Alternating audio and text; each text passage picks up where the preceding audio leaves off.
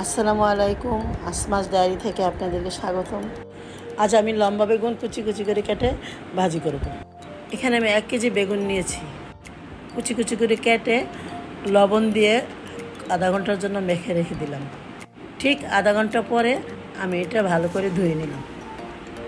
একটা বলে নিয়ে কিছু কাঁচামরিচ, হলুদের গুঁড়া, রসুন বাটা, জিরার গুঁড়া, ধনিয়ার গুঁড়া অল্প অল্প করে দিয়েছি, দিয়ে ভালো করে মেখে নিলাম।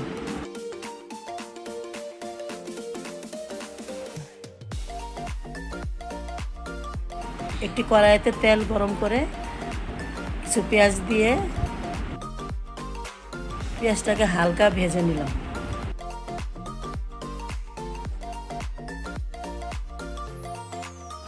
তারপরে বেগুনগুলি ছেড়ে দিলাম।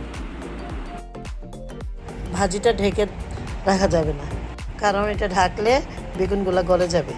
তাই আস্তে আস্তে উল্টিয়ে পাল্টিয়ে এটাকে আমার ভাজা ভাজা করতে হবে। দেখেন, একটি বেগুনও কিন্তু আরেকটি বেগুনের সাথে লাগেনি। ভাজাটা কিন্তু কত সুন্দর হয়ে গেল। আমি এখানে রান্না করার সময় লবণ দিইনি, কারণ বেগুন কাটার পরে আমি লবণ দিয়ে মেখে রেখেছিলাম। তারপর কিন্তু আবার ধুয়েও নিয়েছি। তারপর আমার বেগুন ভাজার মধ্যে লবণটা পারফেক্ট ছিল। এখন আমি পরিবেশন করব। দেখেন, দেখতে কত সুন্দর হয়েছে। আজ এই পর্যন্তই। আবার আরেকটা নতুন ভিডিও নিয়ে আবার আসবো। এই পর্যন্ত আপনারা ভালো থাকেন। আল্লাহ হাফেজ। আসসালামু আলাইকুম।